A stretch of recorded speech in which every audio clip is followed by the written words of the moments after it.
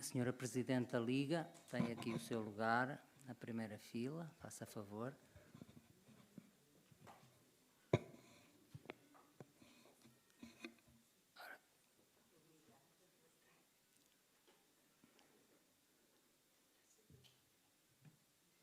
Então estão a bater as 18 horas. Muito boa tarde a todos.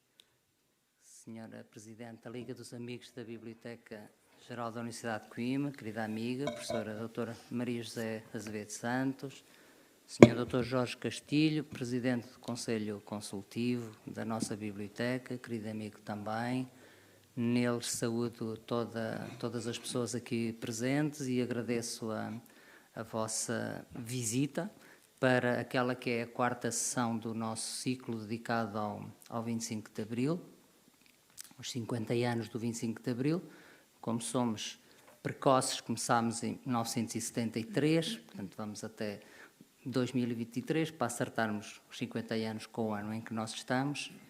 E depois de uma sessão que foi dedicada à demografia e ao ordenamento do território, uma sessão riquíssima, uma segunda sessão sobre cidadania e direitos individuais, em fevereiro, e de uma terceira sessão sobre ser jovem em Portugal hoje. Vamos então dobrar o meio do nosso programa, que se prolongará até julho. Como sabem, a última sessão será em inícios de julho, uma sessão sobre as novas utopias, sobre o tempo. Vamos hoje abordar um tema que é um tema naturalmente inevitável, que não podia faltar no nosso balanço, que é o tema da literacia e da cultura. Eu agradeço muito à Isabel Campante a forma carinhosa como organizou esta sessão, incluindo pequenino material de apoio que sempre distribuímos a todos os participantes para contextualizar um bocadinho o nosso evento. E aí encontram também 2 ou 3 dados interessantes sobre a evolução da cultura em Portugal ao longo destes 50 anos.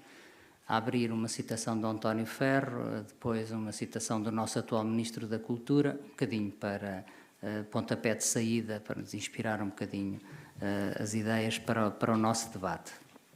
Um poeta caribenho que eu gosto muito de citar, que é o Aimé Césaire, o poeta da negritude, disse um dia que a cultura é tudo aquilo que o homem inventou para tornar o mundo mais vivível e ser capaz de enfrentar a morte.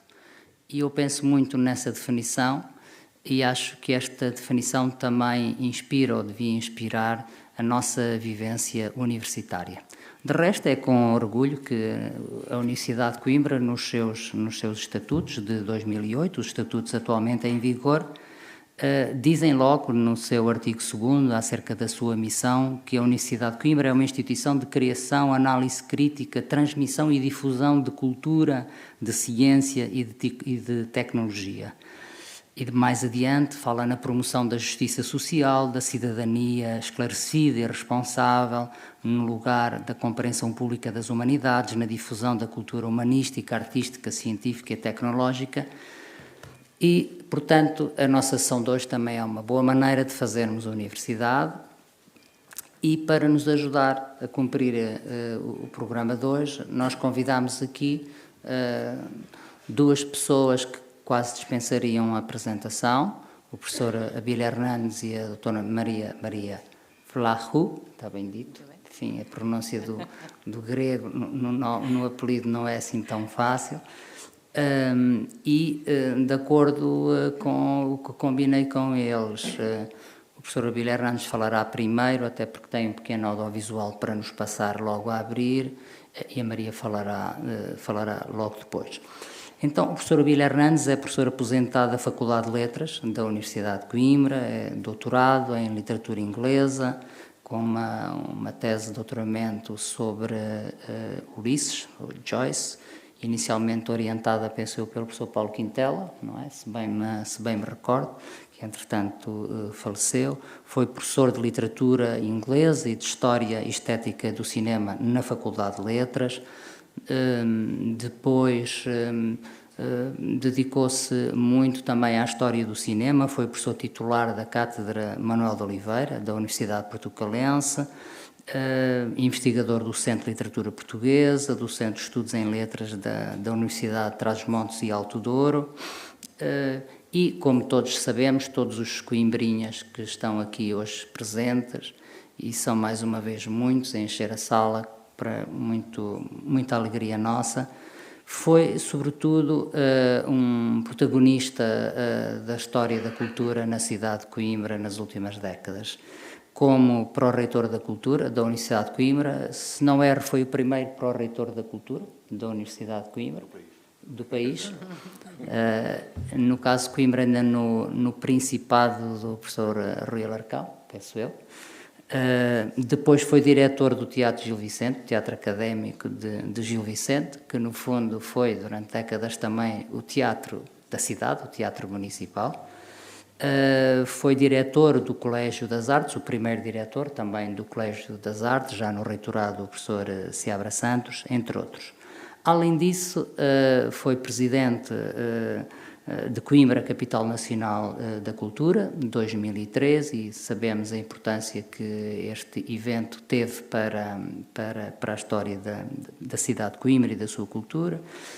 E presidente da Associação Nacional de Programadores Culturais, membro de diversas comissões, diretor de revista, como a revista Censo, em 1995, diretor dos Encontros de Cinema da Universidade de Coimbra, integra o Conselho Consultivo da Associação de Investigadores de Imagem e Movimento, é presidente da Assembleia Geral da Associação Fórum Manifesto e autor de diversas obras, e vocês têm essa identificação nessa nota curricular que foi distribuída e, portanto, essa parte da produção científica vão-me dispensar de ler.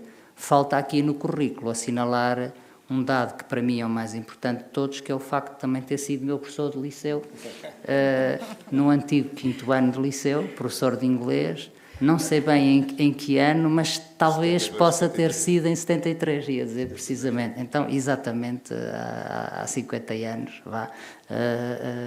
e um excelente professor de quem todos guardamos muito boas recordações, tanto mais que no 5º ano, que é o atual 9º ano, não é? Já tínhamos umas luzes do que acontecia no país e já havia por lá umas discussões e era difícil falar com os nossos professores sobre isso, e recordo que não era o caso nas aulas do professor Abílio Hernandes, embora formalmente fossem aulas de inglês, podíamos conversar em português sobre coisas difíceis, tal como acontecia nas aulas do saudoso padre Urbano Duarte e de poucos outros docentes nessa altura em que isso constituía uma missão de risco. Então, eu combinei com o professor Abílio Hernandes aproximadamente 20 minutos de intervenção e, digamos, até às 18h30 a palavra é dele. Muito obrigado pela presença. Já o ano passado esteve connosco no ciclo do Flor de Lótus para comentar um filme que eu gosto imenso, que é o Doutor Givago, do David Lean, e hoje para falar da cultura em Coimbra e não só. Obrigada.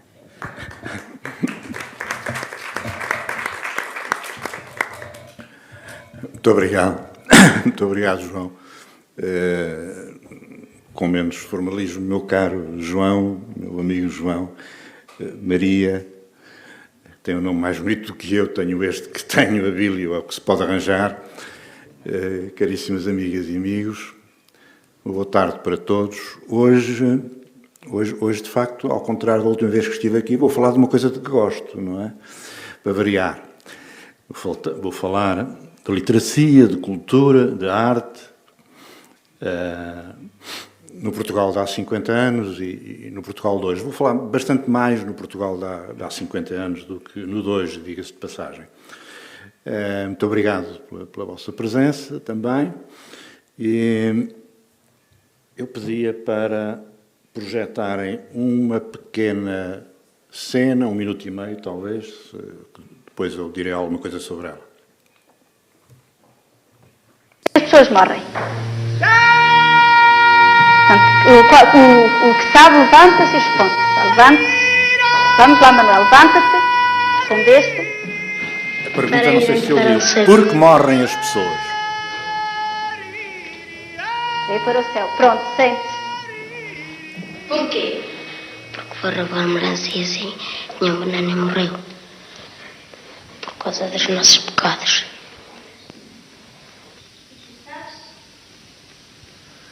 Não.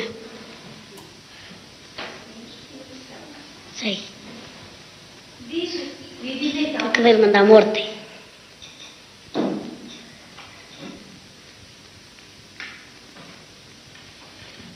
Trabalhar é muito. O quê? Trabalhar é muito.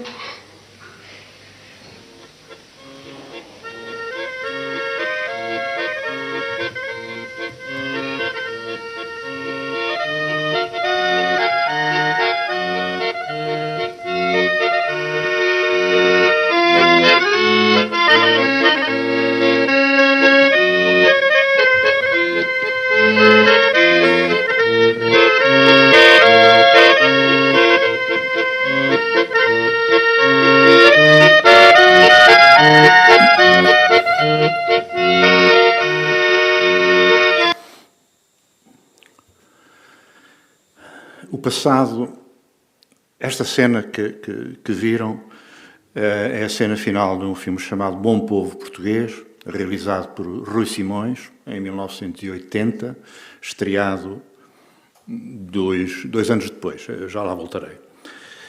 O passado é um país estrangeiro.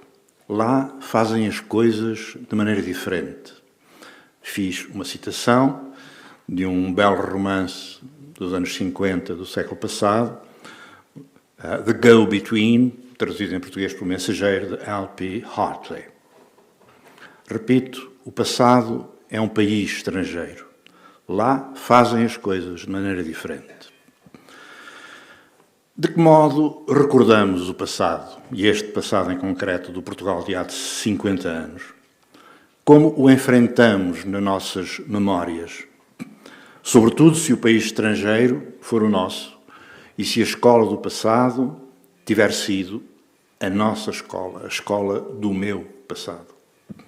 Enfrentemos então esse passado antes de olharmos o presente e, eventualmente, desejar um futuro. Esta cena que viram do Rui Simões não foi, no entanto, curiosamente, não foi filmada pelo Rui Simões. É uma citação no filme de uma média-metragem de uma cineasta belga, Marianne Handwerker, chamada Les Silences, e que foi filmada em Portugal em 1970. Podem ver, ou viram, que obviamente as imagens da sala não são de 1970. É fácil ver isso. Em 1970 ainda havia crucifixo na sala, mas já não havia o retrato do Carmona, que já tinha morrido em 18 de abril de 1951. Lembro perfeitamente porque nesse dia o Mundo de Aventuras vinha todo a preto e branco em vez de ir a cores. E eu li todas as semanas o Mundo de Aventuras. O que é que a mim... O que é que nestas imagens nós podemos notar? Em primeiro lugar, que são só meninos. São só meninos, como sabem, o regime proibia a presença de meninas e meninos na mesma sala de aula. E não só na sala de aula, no recreio também. Na minha escola aqui em Coimbra, o recreio tinha um muro ao meio, de um lado meninos, do outro lado meninas. E repararam também que aqui os meninos são, aparentemente, meninos pobres. A escola é de um meio não urbano, um meio do interior, provavelmente. E o que é que há, para mim, de mais importante nesta pequena cena? A pergunta e a resposta que se faz. A pergunta da professora: por que morrem as pessoas? Por que é que as pessoas morrem? E depois temos aquelas respostas, algumas engraçadas, desde para ir para o céu, por causa dos pecados, porque roubaram pastéis e tinham veneno dentro. Temos aqui a conjugação do pecado e da punição. E a resposta do último rapazinho, tem aquele sorriso tímido, porque trabalharam muito. O sorriso da criança diz-me que talvez ela soubesse mais do trabalho fora da escola do que do saber que a escola lhe podia transmitir.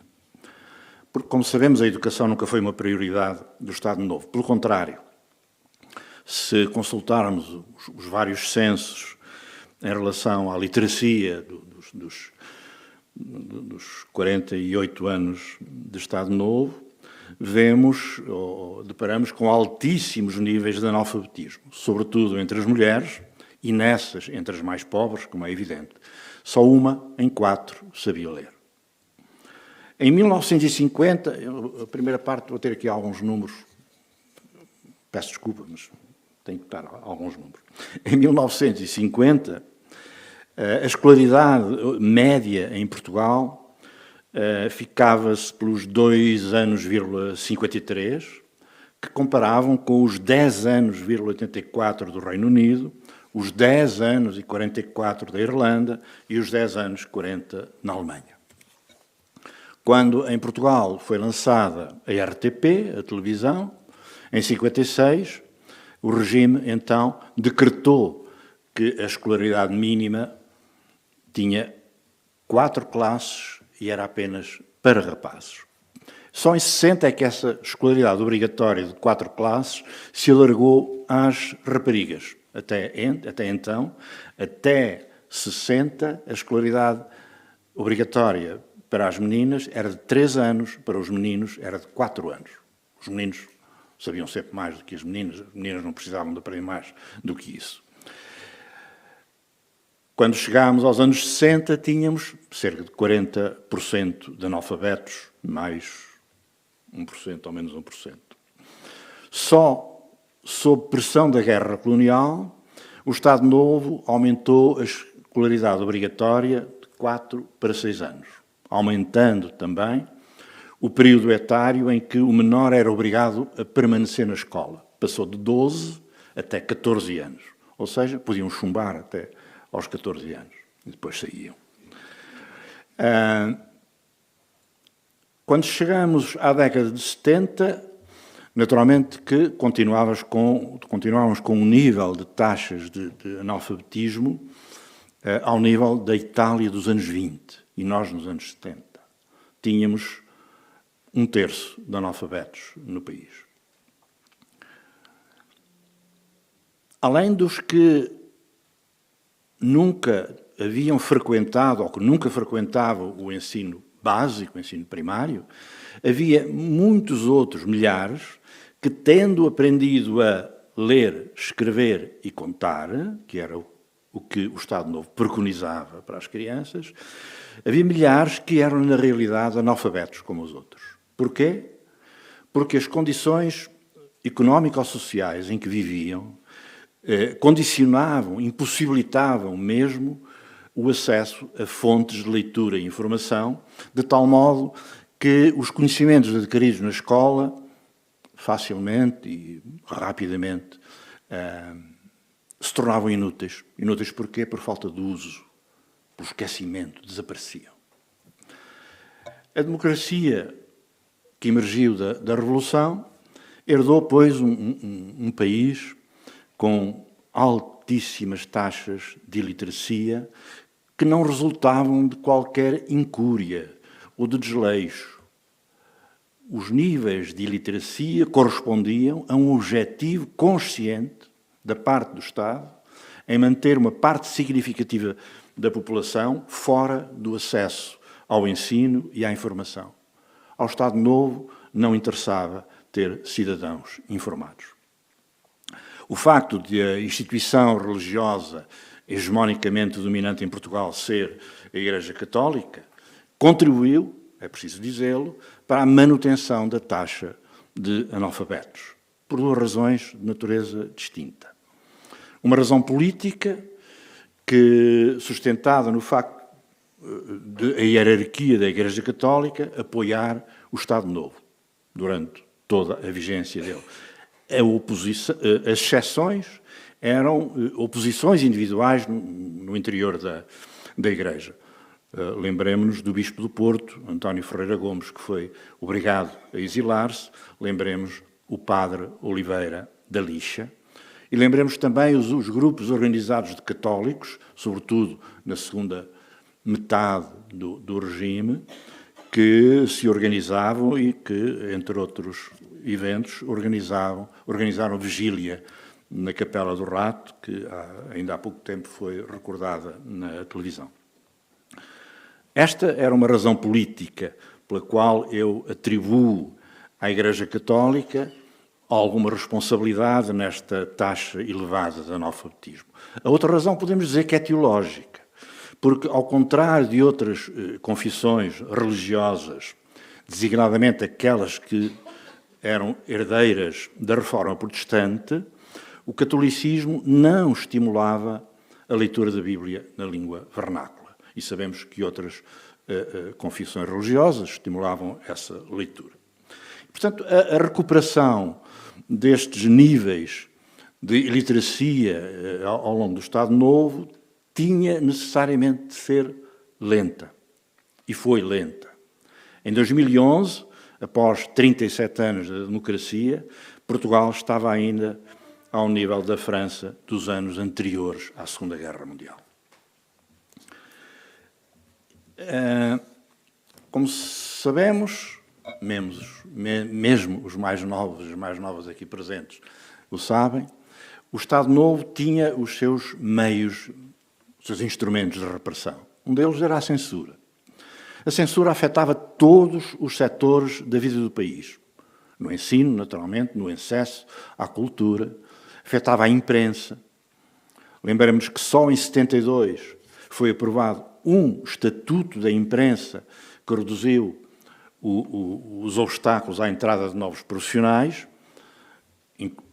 incluindo, nessa altura, o fim da autorização prévia para a entrada desses profissionais, uma autorização prévia para a entrada dos jornalistas, que vigorava desde 1936, não é? E um ano antes, portanto, em 71, tinha sido aprovada a Lei de Imprensa, que pouco trazia além da mudança de designações. A censura prévia passou a chamar-se exame prévio.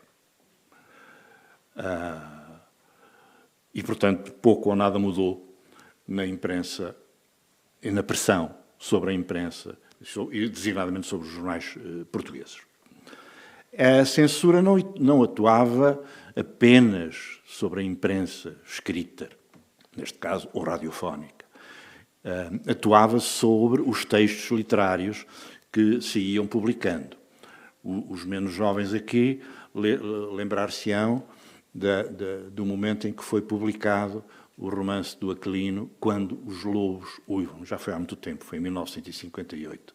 Mas eu lembro-me disso, já era quase adulto, e lembro-me como nós, ou alguns de nós, acabávamos por ter acesso a livros que eram publicados. Devíamos isso aos livreiros amigos, que nos passavam um livro por baixo do balcão. Mas a censura esteve sempre atenta. Em 1970, vou dar um pequeno exemplo, que é um exemplo ridículo até. Em 71, creio que foi 71 ou 72, eu era membro da redação da Vértice, e um dia estava na Vértice, estava lá e recebi um envelopezinho com as provas que tinham ido à censura. E entre as provas estava um conto do Mário Braga, cujo nome não recordo, mas que era uma história de um velho como ao feitio, não é? E prepotente. Eu folheei o conto e, à primeira vista, pensei que não tinha nada cortado. Até que descobri que havia uma palavra cortada. Uma única palavra cortada. Quando o narrador fala no velho tirano, o censor, cuidadoso, riscou a palavra tirano. Para um censor daquela altura, o velho tirano só podia ser o Salazar. E, portanto, tirou a palavra tirano para que o leitor não ficasse a pensar que o Mário Braga queria dizer alguma coisa sobre o Salazar. A censura não era sempre estúpida. Atenção. Algumas vezes era estúpida. mas era sempre prepotente, como é evidente. Afetava a cultura, mas afetava toda a vida do país, incluindo a atividade económica. O Estado Novo preconizava uma atividade económica orientada pela moral, definindo para o Estado a missão de, cito, orientar, dirigir e fiscalizar toda a atividade nacional, bem como assegurar a perfeita conformação dos processos e fins económicos com as normas da consciência moral. Marcelo Caetano, Lições de Direito Corporativo, 1935. Onde, num texto em que ele pergunta qual é a conduta mais conveniente ao interesse da nação. Só o governo o sabe, só o governo pode dizê-lo. Os portugueses não têm mais do que esperar, escutar e seguir. Não se podia ser mais claro, mesmo que essa clareza esteja eivada de cinismo. Palavras, portanto, de Marcelo Caetano, doutrinador do regime, que defendia que a escola oficial não devia ensinar, devia sim educar. É uma diferença, é uma distinção muito curiosa esta e que nós compreendemos. E em relação, por exemplo, ao Estado liberal, ele entendia que o Estado liberal era eivado de uma indiferença e de um ceticismo dignos de Pilatos. O Estado Novo visava, portanto, a instrução mínima e a formação do caráter. Para que fim? Há uma brochura, ou havia uma brochura nessa altura, chamada O que é o Plano da Educação Popular? A brochura é de 1953, que associava, falava em trabalho infantil, que, como sabem, era uma matéria terrível, com um peso enorme, sobretudo nas famílias do interior, das zonas não urbanas. Mas, quando esse plano da educação popular falava de trabalho infantil, era para o associar à falta de interesse das famílias em mandar os filhos à escola. Os pais é que tinham a culpa. O trabalho da criança, dizia essa brochura, é um valor económico. A criança guarda as ovelhas e ajuda nos trabalhos agrícolas. Mandá-la à escola é trocar esta vantagem imediata por um saber em que se não via utilidade para a vida de todos os dias e de todos os anos. O Estado Novo sabia ser cínico de uma maneira limpa. E aqui podemos lembrar-nos daquela resposta do menino à professora. Porque trabalham, porque morrem as pessoas, porque trabalham muito, porque trabalharam muito. E as crianças daquela altura sabiam o que era, não eram só os pais que trabalhavam muito, eram elas que trabalhavam muito com idade em que deviam ser crianças e não podiam ser. Só na Lei de Bases do Sistema Educativo de julho de 73 se previa o alargamento do ensino obrigatório gratuito até aos 8 anos. E eu vou recordar as chamadas finalidades essenciais definidas pelo Estado Novo para o sistema educativo. Primeiro, assegurar, além do revigoramento físico, o aperfeiçoamento das suas faculdades intelectuais, a formação do caráter, do valor profissional e de todas as virtudes morais e cívicas, orientadas pelos princípios da moral e doutrina cristãs tradicionais no país. Segundo, estimular o amor da pátria, bem como fortalecer a consciência da solidariedade entre as comunidades lusíadas dispersas pelo mundo, ou seja, as colónias. Esta parte é minha, obviamente, não está na citação. Preparar, é o terceiro objetivo, preparar todos os portugueses para participarem na vida social como cidadãos, como membros da família e de outras sociedades primárias e como agentes e beneficiários do progresso do país. Isto que eu li consta do artigo 43º, parágrafo 3º da Lei 1910, que é de 1935, ano da revisão constitucional. Esta era, mesmo em 73, a situação do setor da educação. Precariedade e discriminação, com graves efeitos inibitórios no progresso social e económico do país. Um inquérito desse ano, de 1973, organizado pelo Instituto Português de Opinião Pública e Estudos de Mercado, dirigido a portugueses com 21 anos ou mais, residentes em localidades do continente com 10 mil habitantes ou mais, e com acesso habitual a, pelo menos, um dos meios de informação, jornal diário ou não diário, ou revista, ou noticiários radiofónicos ou televisivos, revelou que 25% dos inquiridos afirmavam nunca ler um jornal. Nunca ler um jornal. 73. Eu já tinha 30 anos, mais, 32. Portanto, é das nossas vidas, é na minha vida. Não estou a falar de um tempo distante, não estou a falar do século XIX. Estou a falar de um tempo das nossas vidas, pelo menos dos mais velhos.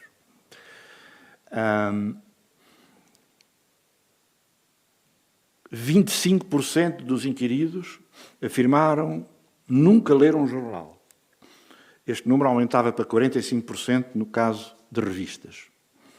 O que levou o instituto que fez o inquérito a caracterizar o cidadão médio português como, cito, aquele que vê a televisão e ouve a rádio, mas não lê a notícia impressa.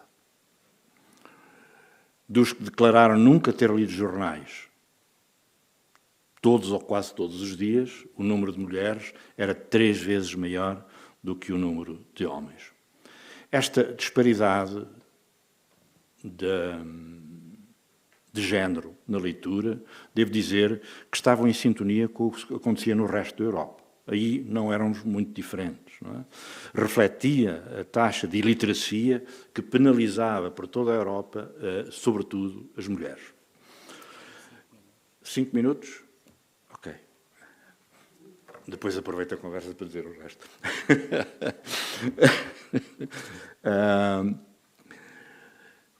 Lembremos, em relação às mulheres, que o Código Civil, em vigor desde 1966, não estou a falar do princípio do Estado Novo, a partir de 66, determinava o seguinte: pertence à mulher, durante a vida em comum, o governo doméstico. Era isto, minhas senhoras, o que o Código Civil destinava para vós. A influência da televisão contribuiu bastante para a manutenção dos baixos níveis de literacia. Porque, ao contrário de muitos países europeus, quando os portugueses começavam a saber ler, já consumiam televisão. E a televisão chegava a muitos sítios antes de chegar à escola. E, portanto, muitos dos portugueses por esse país fora não chegavam nunca a criar o hábito de ler. E hoje? Em 2020, anteontem, 61% dos portugueses não leram um único livro. Há igualdade, hoje, estou a falar de hoje, no acesso à cultura e à arte. Não falo agora especificamente do ensino, falo da cultura e da arte. O direito de aceder à cultura está, como sabemos, desde 2006, consagrado na Constituição da República. Como, cito, a Constituição, meio imprescindível para o exercício dos direitos que são conferidos a qualquer membro de uma sociedade democrática. Mas, na prática, essa sociedade existe hoje? Não existe. Na minha opinião, não existe. E não estou a falar só dos mais pobres, dos economicamente e socialmente excluídos.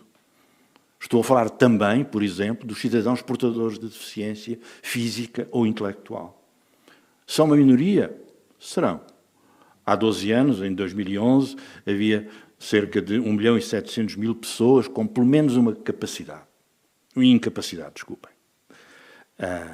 essas pessoas continuam sem usufruir do mesmo nível de igualdade que qualquer outro cidadão no acesso à cultura. Registro aqui em Coimbra, onde estamos, uma estrutura artística de Coimbra, o Teatrão, tem no seu equipamento uma cabine de autodescrição destinada a ser usada nos espetáculos de representação teatral. Não sei se mais alguma estrutura em Coimbra tem, digamos, um equipamento destes, não é? Um equipamento que, aliás, foi financiado não só pela Direção-Geral das Artes, como julgo pelo acesso à cultura, não foi, Maria? Há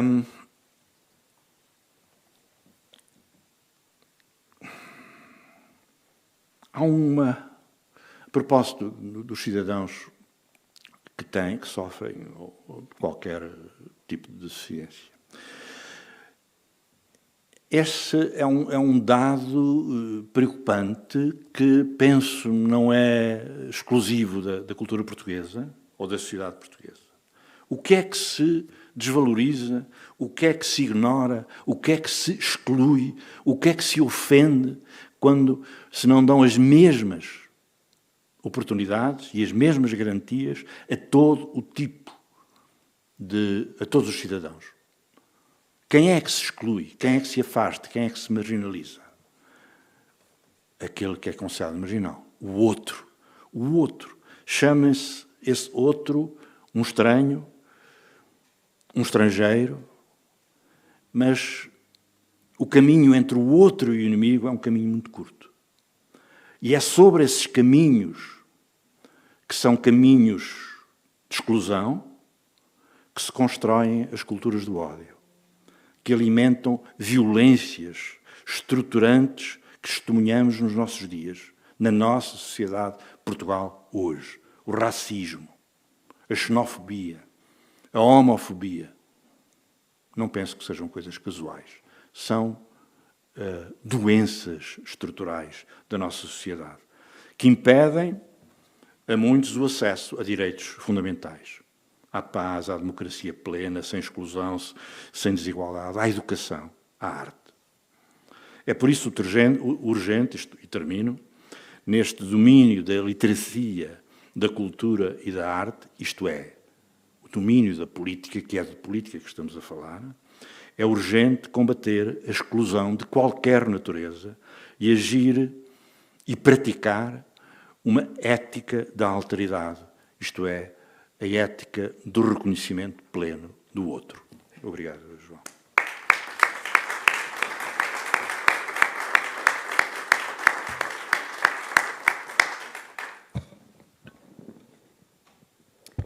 Agradeço muito ao professor Abílio Hernández esta sua intervenção, todos os dados que aqui nos recordou.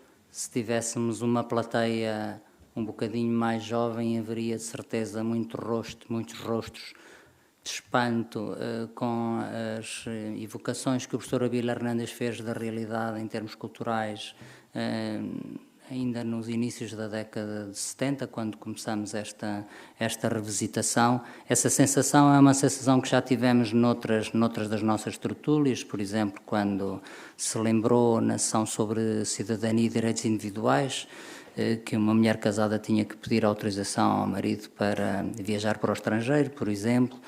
Os nossos jovens, e eu e muitos dos que aqui estão lidamos regularmente com jovens, não acreditam, custa-lhes de facto acreditar que fosse essa a realidade, mas realmente era assim.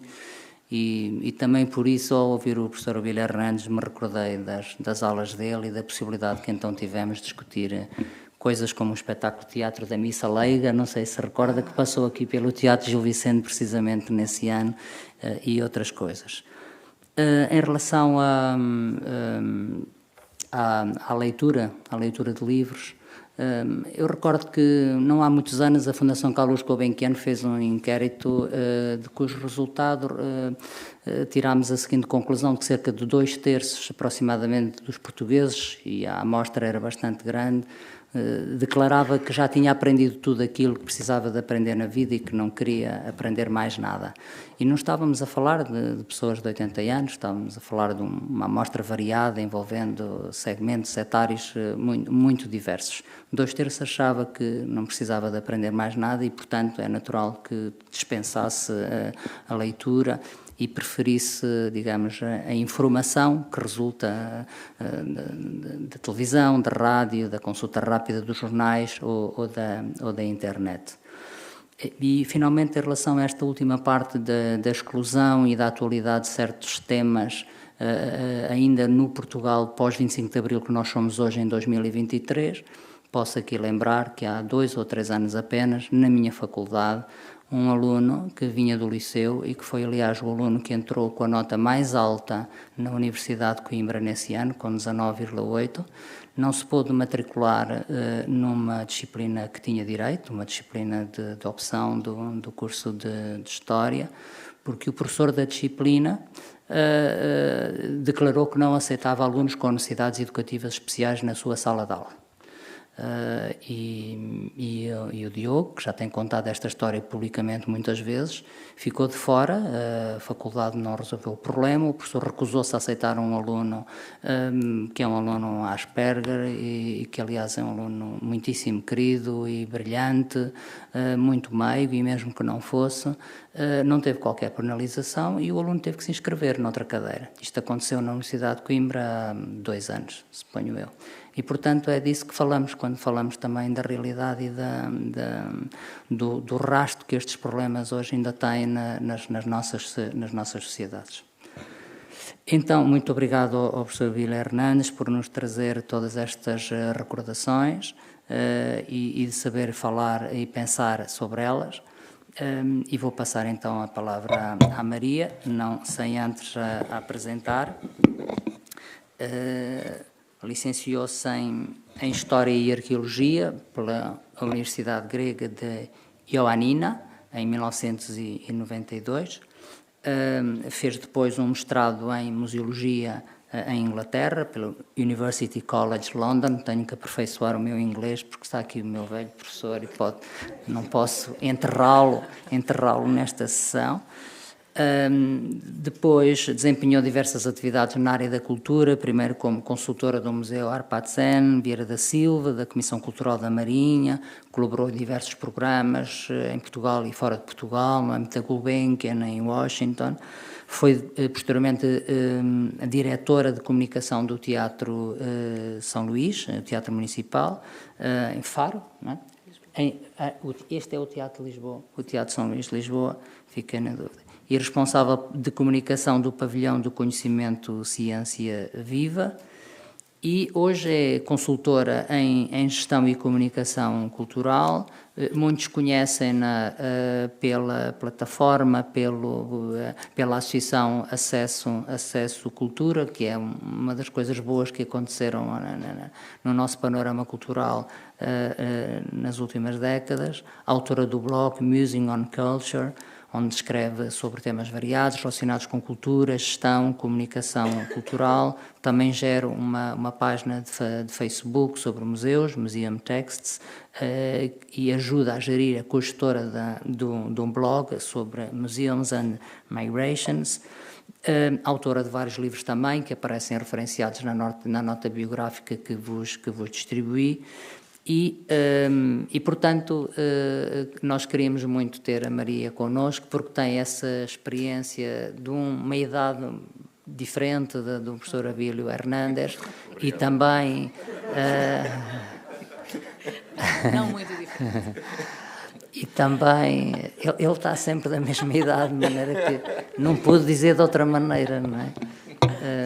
E também uma experiência internacional variada que vem, portanto, da sua nacionalidade. A sua nacionalidade é grega e que se apaixonou por Portugal e, portanto, está aqui há muitos anos connosco, e ainda bem, tem um português muitíssimo perfeito, como vocês vão ouvir. E queríamos mesmo tê-la e agradeço-lhe de coração ter aceitado, logo no primeiro minuto, o convite que eu lhe fiz para poder estar connosco aqui na Sala de São Pedro para este debate. E, portanto, a palavra é sua para os próximos 20 minutos aproximadamente. Muito obrigada por estarem aqui, muito obrigada por este convite a uma portuguesa adotada. É uma honra, em primeiro lugar, mas acho também que foi uma opção bastante arrojada.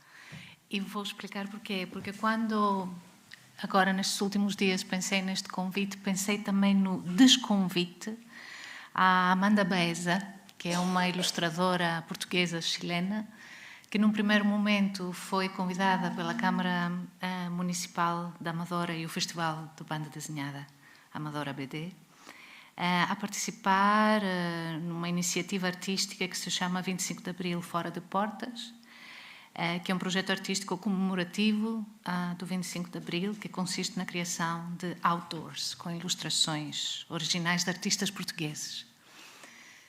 Depois do convite ser feito, ela foi desconvidada, porque foi considerado que não era portuguesa o suficiente. Por isso é que acho que esta opção foi bastante arrojada, e agradeço mais uma vez o convite e a vossa presença. Maria, peço desculpa, só fazer uma coisa que me esqueci. Perguntas para o debate, para fazer à distância pelo Facebook, até ao final da intervenção da Maria, se faz favor. Obrigado. Okay. Poderão pensar o que é que este episódio tem a ver com cultura, é porque se trata de uma artista ou de um evento artístico, mas cultura é quem nós somos, e é este episódio e outros que vou referir a seguir, eu vou falar mais dos tempos mais recentes, de alguma forma dizem muito sobre nós, quem nós somos, como pessoas, como indivíduos e como um coletivo, uma sociedade. Dentro de uma sociedade existem várias culturas e culturas híbridas. Vamos gerindo, vamos negociando a nossa vida em comum, a sociedade, como seres políticos que somos. O que mudou e o que falta fazer, fiquei a pensar sobre alguns acontecimentos dos últimos anos que me marcaram, que ficaram na minha cabeça e que podem dar uma ideia sobre quem nós somos, ou seja, que cultura que temos. Somos o país onde um bebê morre quando a sua mãe está em trabalho de parto, porque a maternidade na sua região está encerrada e ela tem de fazer mais de 100 km numa ambulância. Isto foi em Abrantes, em julho de 2022. Somos o secretário-geral de uma confederação que nos diz que estamos contra as estufas do Demira, mas depois queremos comer tomate cherry, para o qual, como todos sabemos, é necessário trabalho escravo. Foi em junho de 2021. Somos a juíza que decide que uma adolescente cigana pode deixar a escola, ou seja, o ensino obrigatório, porque é essa a sua tradição. Porque para os jovens de hoje, e eu pergunto todos ou apenas os jovens ciganos, existem caminhos diversos, estou a citar, existem caminhos diversos e igualmente recompensadores que não simplesmente a frequência da escolaridade até a maioridade. Foi em Porto Alegre em 2018. Somos os pais que, perante a luta mais que justa, no meu ver, dos professores, uma luta também por nós, pelos nossos filhos, pelo futuro deste país, questionamos, irritados, o que é suposto fazermos com os filhos quando a escola encerra em dia de greve. Somos o polícia que violentou a cara de Cláudia Simões e que terá um juiz como testemunha abonatória. Somos também esses juízes. Somos, para focar também um bocadinho o nosso setor, somos especialistas da área do património e da cultura que não ficamos chocados ao ver a cara violentada da Cláudia Simões, mas sim com o vandalismo na estátua de Padre António Vieira, os corações pintados nos peitos dos pequenos índios, que foram limpos no dia seguinte. Foi em Lisboa, em 2020. Somos os artistas e os agentes culturais que se autocensuram diariamente, ou seja, que abdicam da sua opinião técnica para não sofrerem no seu local de trabalho ou para continuarem a receber financiamento para os seus projetos. Somos também as tutelas e as chefias que esperam que os seus subordinados se autocensurem. E quando penso nisso, não sei se já ouviram falar da Natalia Caliada, é a cofundadora do Belarus Free Theatre. Belarus Free Theatre atuou durante muitos anos na clandestinidade na Bielorrússia. Os espetáculos aconteciam em apartamentos, nas casas das pessoas, em arrecadações, subsolos. As pessoas eram informadas do espetáculo por SMS ou por mensagens nas casas de banho públicas. Como devem imaginar, foram perseguidos pelo regime, foram presos. Hoje vivem fora do seu país, continuam a trabalhar. E num discurso que a Natalia Kaliada fez em 2015, dizia: como pessoas que vêm da última ditadura na Europa, somos altamente sensíveis a qualquer forma de controle. Entendemos que a censura sob uma ditadura é imposta pelo regime governante. A censura dentro de uma democracia é muitas vezes autoimposta pelo indivíduo. O medo de cruzar fronteiras invisíveis vem de dentro. Continuando no meio da cultura, do setor cultural, diria que somos também os administradores de várias entidades culturais que dispensamos com facilidade educadores, assistentes de sala, vigilantes e que apoiamos a precariedade com dinheiro público, compactuando com empresas que, em nosso nome, recrutam pessoas licenciadas pagando 5 euros a hora. Somos o grupo de trabalho para a restituição de objetos a ex-colónias, composto por 4 diretores de museus nacionais brancos. Mais tarde, o grupo dirigir-se-á a associações, nomeadamente de afrodescendentes. Somos os programadores culturais, supostamente autónomos, mas obrigados por presidentes de Câmara, vereadores de cultura, a programar apenas o que vende, apenas o que esgota, apenas ou sobretudo música. E habituámo-nos também nós próprios a considerar que um evento com pouca gente é um evento que não correu muito bem. Somos as pessoas que se sentem profundamente infelizes e presas naquilo que fazem. E que estamos convencidas, nós também que trabalhamos neste contexto de criatividade e de imaginação, da impossibilidade da mudança. Somos os cidadãos que pensam que ser cidadão significa votar de 4 em 4 anos, no mal menor, e que não exigem algo melhor, algo mais digno. A minha intenção não é pintar um quadro triste. Portugal, sabemos, é um país bonito e alegre, mas sendo um país onde se lutou pela liberdade, e quase 50 anos depois, episódios como estes do nosso cotidiano fazem-me questionar liberdade para quê? Cultura para quê? Porque todos os episódios que referi e vários outros são também uma questão de cultura. Quem é que nós somos como sociedade? Como é que não ficamos indignados o suficiente para haver revolta generalizada? Em agosto de 2020, a artista Joana Vilaverde escreveu um artigo no Público intitulado As vidas do interior importam. Joana Vilaverde decidiu há alguns anos mudar-se, sair de Lisboa e viver no Alentejo, em Avis, e quando escreveu o seu artigo, era numa altura que a única caminhoneta que fazia a ligação com a capital tinha sido cancelada. Pode parecer uma forma bruta de marginalizar as pessoas, mas, escrevia a Joana no seu artigo, sei que nem todos se preocupam com esta ausência, porque a maioria já está desligada há muito tempo e as relações com a capital são tênues ou inexistentes. Na verdade, o que aqui interessa é ter comida na mesa, é conseguir pagar as contas. Cultura para quê? Liberdade para quê? Continuo eu a questionar. E a Joana continua no seu artigo. As pessoas vão se acomodando e acreditando na impossibilidade de mudança. Tudo lhes parece impossível. O direito à mobilidade, à educação, à saúde, à liberdade de pensamento, à igualdade de oportunidades. Essa sensação de impotência não vem do além, não caiu de repente. Vem de trás, vem da negligência que as pessoas foram sujeitas. Essa espécie de insularidade causou e continua a causar danos. Esta situação, este sentimento de impotência, o não acreditar na possibilidade da mudança, de algo diferente, não diz respeito apenas ao Alentejo, diz respeito a muitas zonas do país. Pensemos em Sofia de Melo Breiner, que na Assembleia da República em 1975 reclamava por uma sociedade onde cada pessoa possa estar no centro da vida. A criatividade individual e a imaginação coletiva são fundamentais para a nossa democracia, escrevia em 2017, pouco depois da eleição de Donald Trump, Deborah Callinan, que era na altura diretora do Yerba Buena Center for the Arts em São Francisco. E em Portugal, aqui, agora, onde é que nós estamos? Liberdade para quê? Cultura para quê? Vejamos por uns instantes a política cultural da Inglaterra, apresentada em 2020 num documento estratégico chamado Let's Create, pelo Arts Council England, que é o equivalente à nossa Direção-Geral das Artes.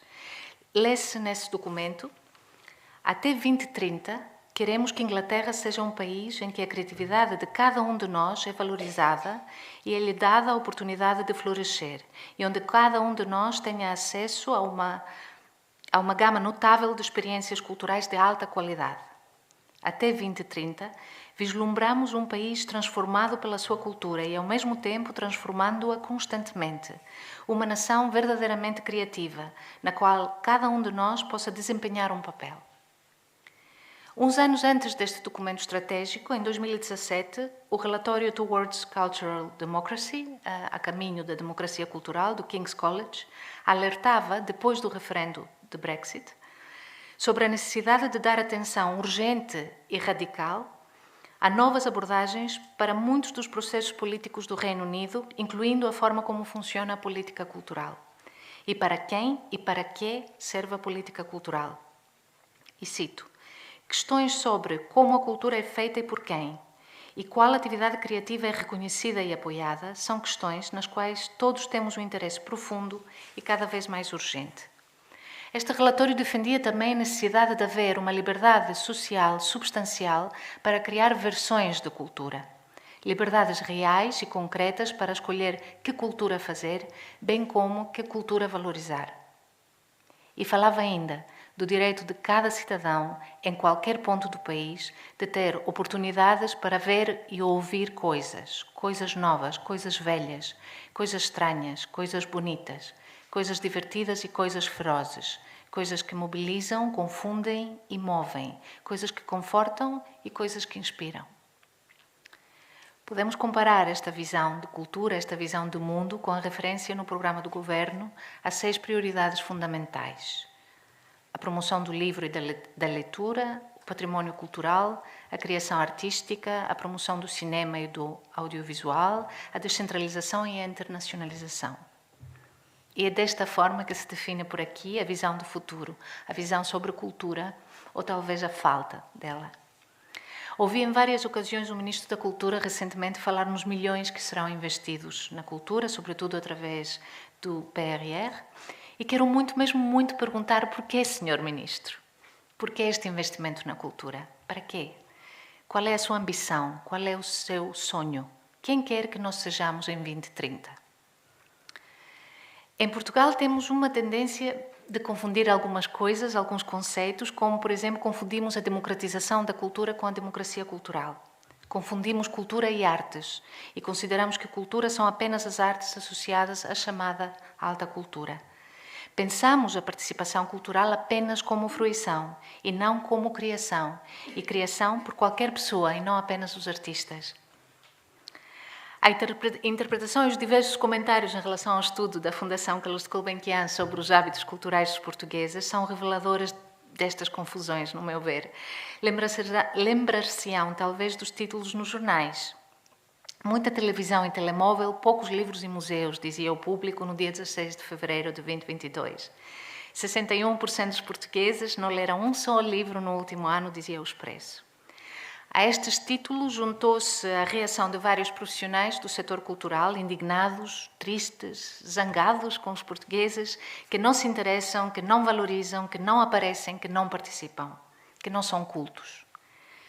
Eu pergunto, interessa o que as pessoas veem realmente na televisão? Interessa o que fazem quando estão no telemóvel?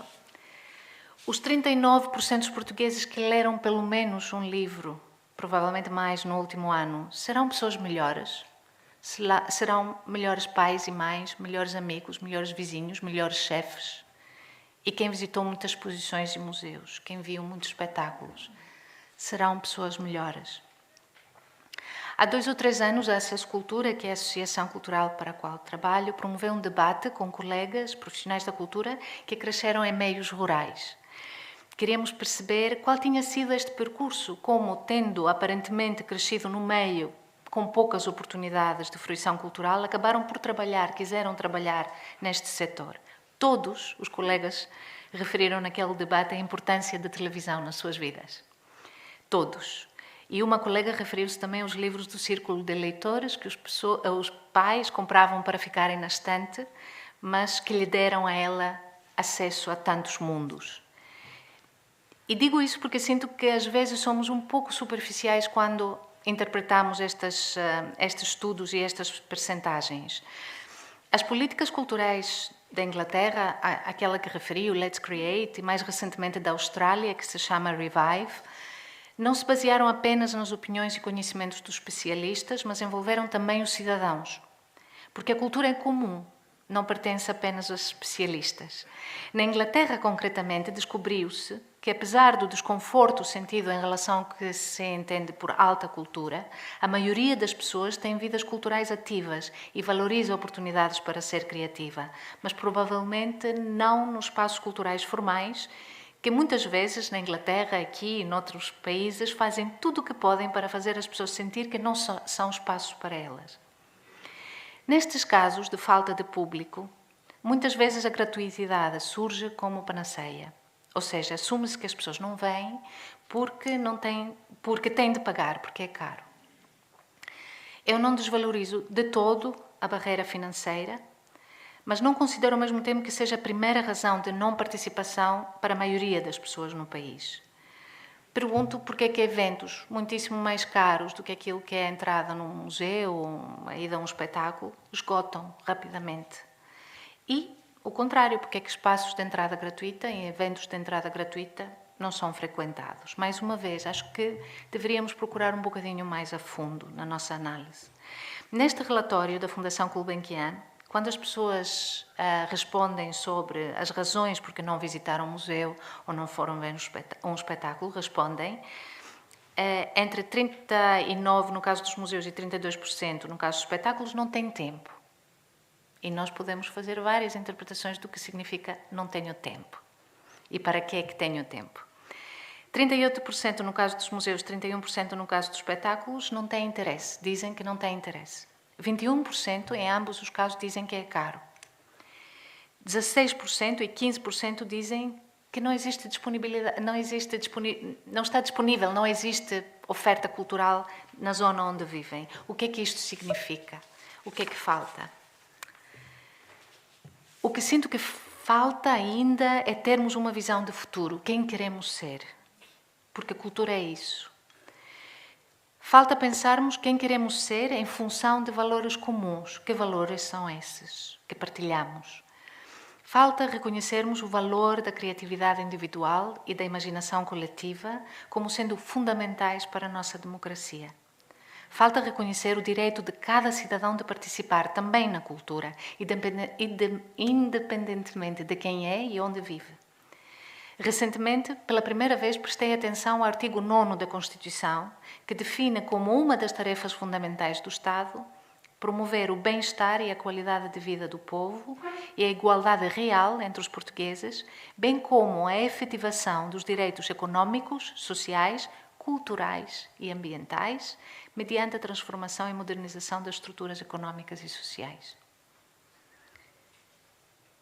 Num país cuja democracia sofre, e Portugal é um entre vários, não nos podemos dar ao luxo de excluirmos pessoas da vida política.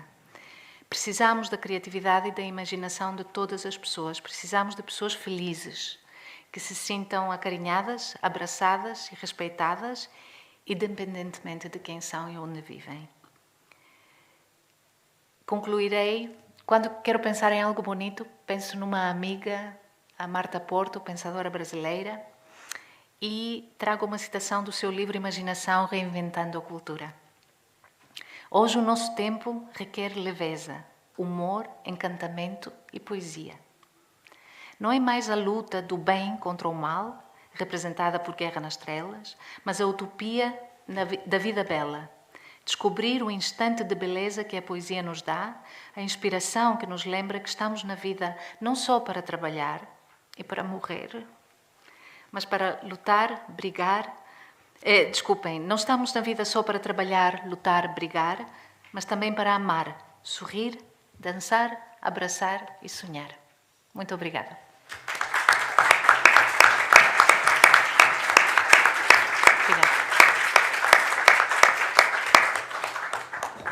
Muito obrigado a Maria por esta belíssima intervenção tão carinhosamente preparada e que só poderia ter sido feita, escrita por uma pessoa que já tem a experiência que ela tem de lidar com esta questão muito complicada e multifacetada dos públicos da cultura, da motivação para a fruição cultural.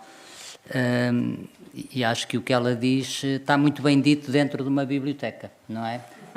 Porque, apesar destes respeitáveis 6.000 livros que aqui temos, de teologia, de direito, que pertenciam, aliás, ao Colégio de São Pedro, que era o colégio rival deste, o Colégio de São Paulo Apóstolo, que acabou por ficar com a biblioteca do vizinho, apesar da beleza deste espaço, emoldurado por estas estantes, uma biblioteca é muito mais do que um depósito de livros, não é?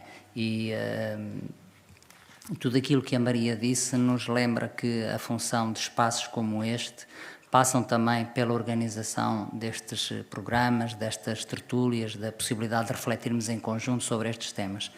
E de resto, já que estamos aqui numa cronologia tão ampla, 73-2023, presta aqui a minha homenagem ao papel relevantíssimo que as famosas bibliotecas itinerantes da Fundação Calouste Gulbenkian cumpriram neste país durante tantos anos. Houve muitas pessoas que não são assim tão idosas quanto isso hoje, muitas delas bem mais novas do que eu, que só leram livros quando passava a carrinha da Fundação Calouste Gulbenkian em terras que não eram só em Trás-os-Montes e terras de muito difícil acesso, era em Mortágua, por exemplo, e em muitas outras aldeias e vilas de Portugal. Isso foi, de facto, extraordinário. E ainda bem que assim foi. Eu recordo-me de há mais de 20 anos, talvez, ali com a Leonor, ter visitado o Museu de La Villette, em Paris, que tem vários núcleos, e tem um núcleo que é a Cité des Sciences.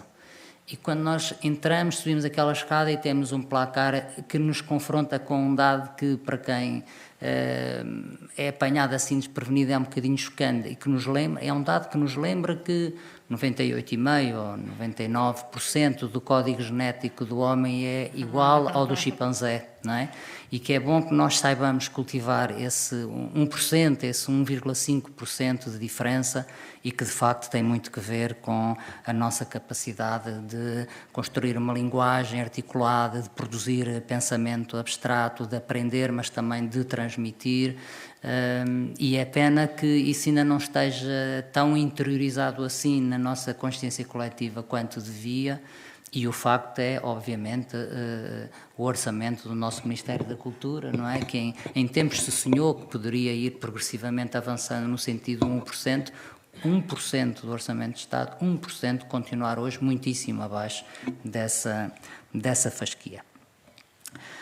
Bom, então agora a palavra é do público, com muito gosto nosso. Desculpem lá que eu tenho usado o meu telemóvel porque me puseram aqui um tipo que é da Idade Média controlar isto por telemóvel para ver se há perguntas. Não há questões do lado da plateia virtual, mas há certamente aqui da nossa plateia presencial. E agradeço que façam então as vossas intervenções. Pedia perguntas curtas, intervenções breves, por favor. Certamente que temos muita coisa aqui para conversar. Os temas foram muitíssimo amplos, dos museus à televisão, passando pelas livrarias, por estas interrogações sobre como conseguir sensibilizar os públicos mais jovens para a importância da cultura, tanto mais que, ou me engano muito, ou estas novas gerações que temos hoje nas universidades estão mais formatadas para resolver com sentido prático a questão da avaliação que lhes permite concluir as licenciaturas do que para se perderem em grandes discussões de natureza intelectual, mas não quero ocupar o espaço que é da plateia, temos um tempo confortável para isso e, portanto, por favor, coloquem as vossas perguntas. Faz favor. Se quiserem dizer o nome antes, enquanto a Beatriz traz o microfone, faz favor. Muito boa tarde a todos. O meu nome é Manuel Crisóstomo.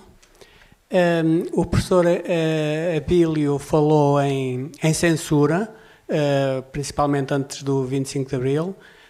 Atualmente estamos e muito recentemente estamos a assistir a um outro tipo de censura, talvez mais dissimulada, onde se estão a substituir palavras que possam criar sensibilidade a certas pessoas por outras, por exemplo, substituir gordo por enorme.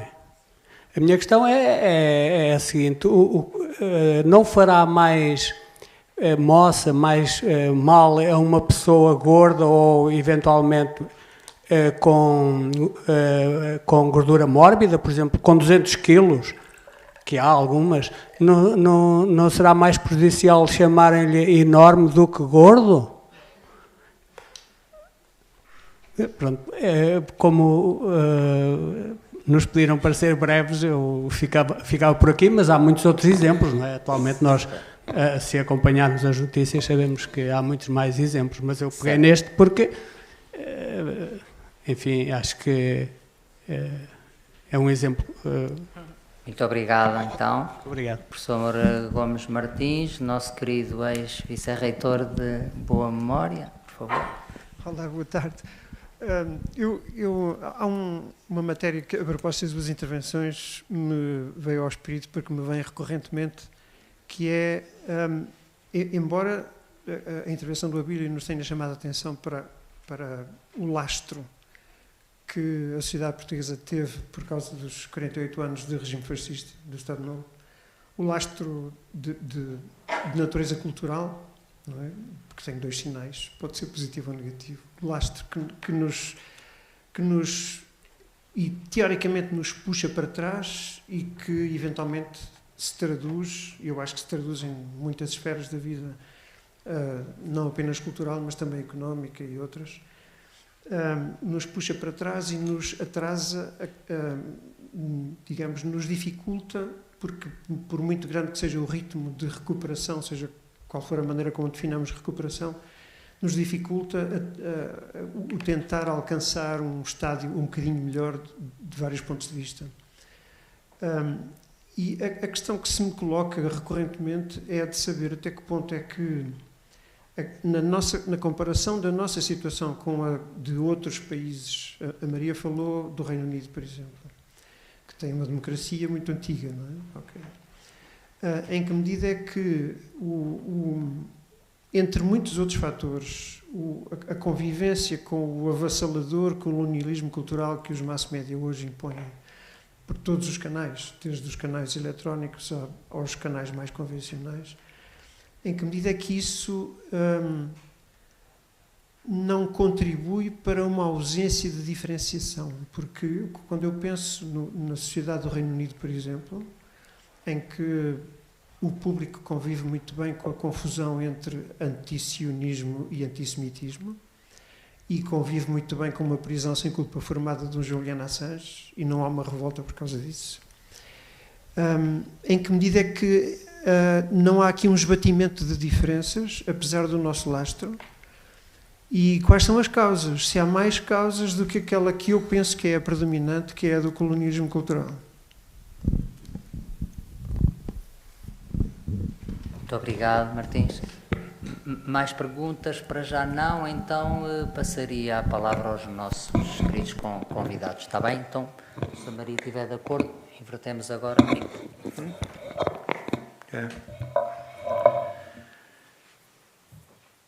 Portanto, duas intervenções, uma sobre censurar palavras, é do que se trata, e a outra que tem que ver com o colonialismo cultural. Não Censurar palavras é censura, é tão má como outra censura qualquer. E talvez seja pior do que a maior parte das censuras, porque é através da palavra que nós comunicamos, que nós dizemos que gostamos ou que nós dizemos eu resisto. A palavra, sem palavra, nós ficamos sem um instrumento vital para estarmos no mundo. E, portanto, eu compreendo os cidadãos e as cidadãs que não têm o uso da palavra, não têm esse sentido que lhes permite falar, pertencem àquela camada de cidadãos que necessariamente se sentem marginalizados numa sociedade mesmo, numa sociedade democrática. Censurar palavras é mau. É mau. É algo que não deveria existir numa democracia. Recusar-me-ei sempre a ler uma edição das minhas vítimas preferidas, que são o Joyce e o Faulkner, numa edição corrigida para se tornar uma coisa educada. Nem quero imaginar o que seria o Ulisses ou o Sol e a Fúria do Faulkner revistos por um sacerdote da censura. Outra coisa é, digamos, o colonialismo cultural, isto é, a imposição de uma cultura, é também uma forma de censura sobre outras culturas, naturalmente. Mas a cultura é um conceito muito polissémico, naturalmente, que não é necessariamente sempre um conceito positivo. Por exemplo, há cerca de 200 milhões de meninas e mulheres que são sujeitas à mutilação genital violenta em nome de uma cultura. Há outros milhões de mulheres que não saem à rua se não forem acompanhadas do marido e quando saem à rua são vestidas, como nós sabemos, em nome de uma cultura. Portanto, cultura e arte são, na verdade, coisas diferentes. Coisas diferentes. A cultura, claro que há a cultura no sentido da prática cultural, de que a Maria já falou, de nós irmos a uma representação teatral, ao cinema, a um concerto, etc. Há essas práticas culturais que são práticas que assentam em quê? Numa prática artística. A diferença entre a cultura e a arte é que a arte é verdadeiramente livre. Provavelmente a arte é o único território livre que nós temos neste mundo. Provavelmente. A cultura não é necessariamente um território livre. A cultura oficial, a cultura imposta por um Estado. Falei dessa cultura do Estado Novo, uma cultura de repressão, uma cultura de perseguição, uma cultura de exclusão. Eu tive o prazer de ser professor do João porque me impediram a entrada na universidade até 1974. Quer dizer, não é? Portanto, o João deve essa infelicidade de me ter apanhado no Liceu Dom João III, como se chamava, graças ao Estado Novo. Portanto, a cultura é um território onde é difícil caminhar. Imaginar a cultura como uma espécie de paraíso pode ser perigoso. Não é? A arte, como digo, é diferente. A arte, eu não conheço território mais livre do que a arte. A cultura pode ser violenta, como eu disse. A arte não é violenta. A arte expõe a violência, que é uma coisa diferente. É capaz de pôr a violência perante si mesma. Não é? A cultura pode ser submergida por isso. O colonialismo cultural, penso que é um dado central no mundo de hoje. Não é? O colonialismo cultural, o colonialismo económico, é a mesma coisa. Quer dizer, nós vivemos num mundo global que torna cada vez mais as coisas iguais, os países iguais, dentro de uma determinada hierarquia. Dentro de uma determinada hierarquia. Não é? Isso, obviamente que isso não é bom, quer dizer, tornar as pessoas todas iguais, tornar os países todos iguais, tornar as culturas todas iguais, é um desastre absoluto. É um desastre absoluto. Há um instrumento que contribui muito para isso. A televisão contribui muito para isso. Não é? Faz sonhar em pessoas que vivem em situações muito difíceis, fazem-nos sonhar um mundo que é o mundo de outras pessoas. Não é? Mas a televisão não é um sonho, digamos. O sonho não é pelo sonho, apesar dos poetas, não é pelo sonho que se chega à igualdade, não é pelo sonho que se chega aos direitos. Depois, é preciso sonhar, claro. Mas o caminho é um caminho cheio de pedras. O caminho é um caminho cheio de pedras. E tornar as instituições iguais, por exemplo, é um risco enorme. E eu estou a pensar nas universidades. Aliás, antes de começarmos aqui, eu e o Martins, António Gomes Martins, estávamos a conversar sobre isso. As universidades cada vez se parecem mais umas às outras. Isso é bom? Eu acho que não. As universidades, eu estou a falar de mim, não é? Estou a falar da universidade, estou a falar de mim, pertenço a uma universidade, apesar de já ter passado o prazo de validade. As universidades parecem-se cada vez mais umas às outras, em que sentido? No sentido em que eu vejo, em muitos casos, não quantifico, vejo, a marginalização daquilo que eu sempre entendi e entendo, que é a missão da universidade. Estimular o sentido crítico. Estimular o sentido crítico. Não é? Claro que a universidade também transmite conhecimentos, tudo bem, mas transmitir conhecimentos sem estimular o sentido crítico é exercer o papel de um papagaio. E, portanto, a universidade tem que ser muito mais do que isso. E o que eu vejo, em vários casos, não vale a pena estar a discriminar, é a submissão de universidades, não estou a dizer das universidades, atenção, estou a dizer de universidades, a um espírito mercantil. A um espírito mercantil. Vejo universidades a trabalhar para quê? Para aquela entidade global que nos cobre a todos, em todo o lado, que às vezes é definido como tendo estados sensíveis, de sensibilidade, e que se chama mercado. E que se chama mercado. Como se o mercado fosse sensível. Claro que é sensível, mas a sensibilidade do mercado é diferente da nossa, é diferente da minha. E, portanto, estou-me a perder, coisa que é habitual em mim, eu vou já terminar, mas isto vinha a propósito do colonialismo cultural, de que o António Martins falou, que tende a tornar as coisas iguais dentro de uma hierarquia. Porque se há muitas coisas que se tornam iguais, tornam-se iguais porque há uma outra entidade que tem o poder de tornar essas coisas iguais.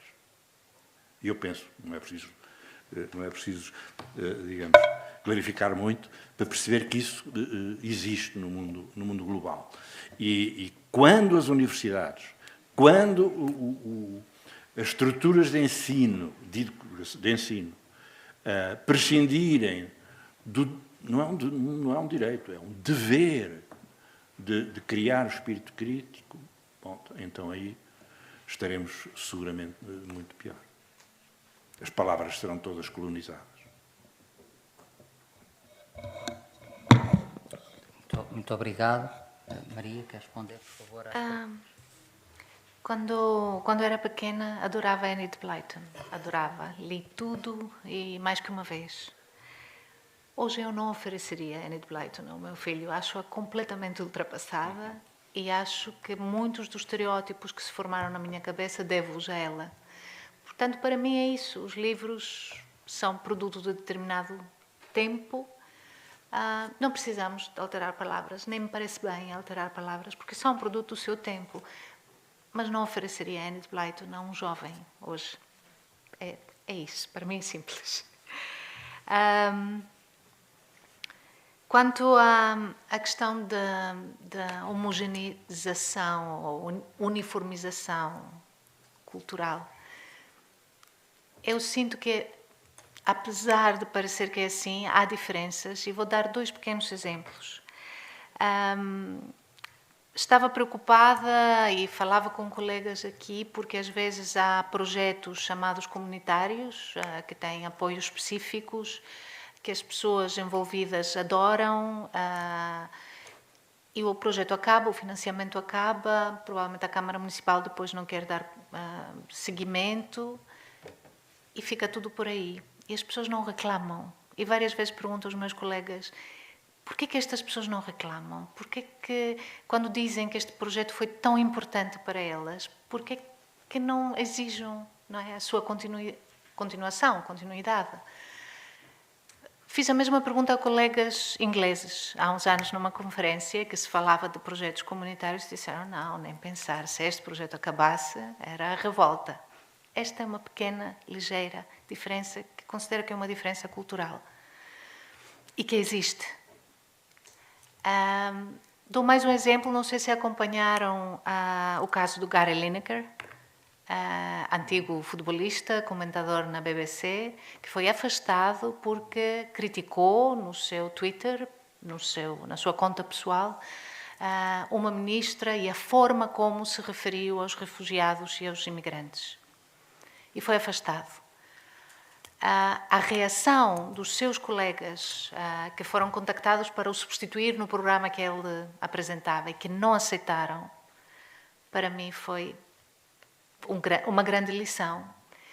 E, mais ou menos na mesma altura, vi que alguns colegas... Eu não conheço o António Araújo, que escrevia no Expresso, mas mais ou menos na mesma altura vi que foi afastado do Expresso porque criticou um outro trabalho jornalístico no mesmo jornal. Foi afastado. Não aconteceu nada. Eu só me apercebi porque alguns colegas no Facebook comentaram sobre isso. Há uma diferença. Mesmo assim. Há uma diferença cultural, acho eu. Não sei se respondi, vejo assim. Não sei. Ora, muito bem. Afinal, há uma pergunta da plateia virtual para os palestrantes e uma pergunta interessante de Ana Magalhães, que passo a ler. Qual é a responsabilidade do Ministério da Educação na desvalorização do livro, tendo em conta que se fomenta a desmaterialização, entre aspas, do ensino, mas nem por isso se traduz no maior consumo do e-book, do livro eletrónico, apesar do e-book ser significativamente mais caro. Portanto, desmaterialização do ensino, mas não utilização do e-book, resultado, desvalorização do livro. É isto que a Ana Magalhães pede aos nossos queridos convidados para comentarem, se quiserem. Deixem-me só ver a Susana, não é? Beatriz, se faz favor, na fila 4. Boa tarde.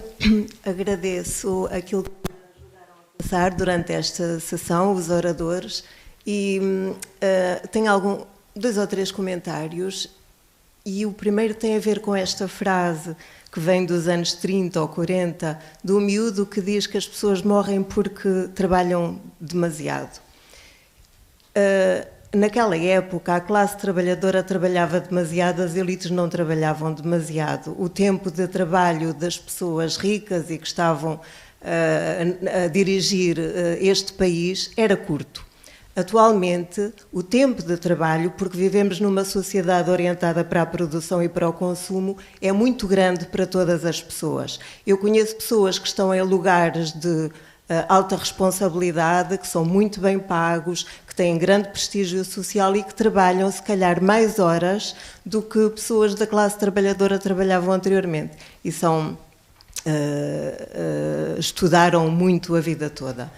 O que acontece, penso eu, é que atualmente o trabalho tomou muito espaço na nossa vida em relação ao lazer, que é o tempo em que nós podemos consumir cultura esta de que estamos a falar, por exemplo, assistir a um concerto, ir ao cinema, ir a um debate.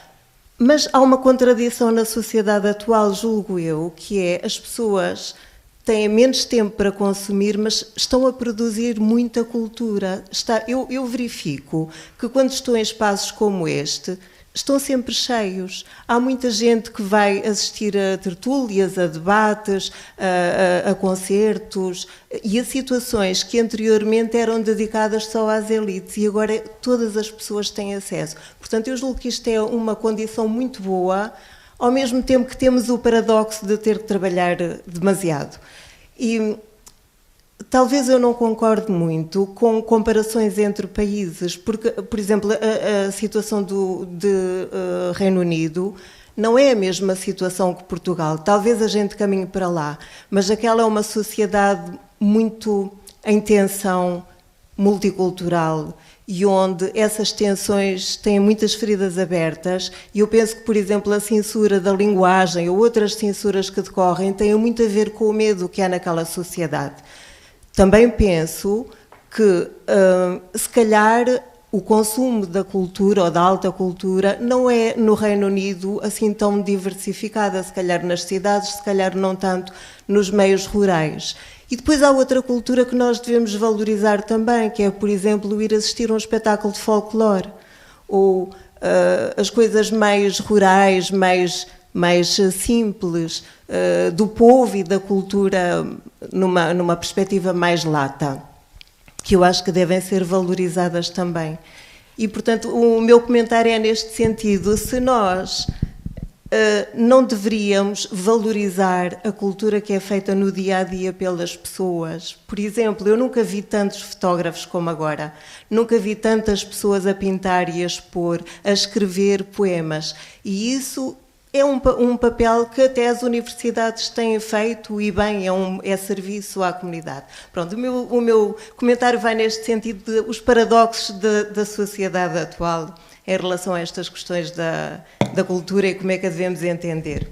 Muito obrigada. Obrigado, Susana, por essa nota de otimismo e essa manifestação de espírito crítico e essa referência final à cultura associativa, que ainda não tinha surgido aqui e que de facto é importante. Quando me tocam nessa nota, eu refiro sempre a importância das bandas, não é? Das bandas da aldeia, das bandas das pequenas vilas, pequenas grandes vilas, na educação musical dos portugueses. Portugal é um país que não tem essa tradição, como muitos outros países têm, nomeadamente países de leste, de educação musical a sério, e as bandas foram muito supletivas, não é? Relativamente ao papel do Estado nisso, ao nível da educação musical dos nossos jovens. Acho que a banda é uma coisa extraordinária, não é? Porque são homens e mulheres de todas as idades, de instrumentos variados, e todos a tocar em uníssono, afinados por o mesmo tema.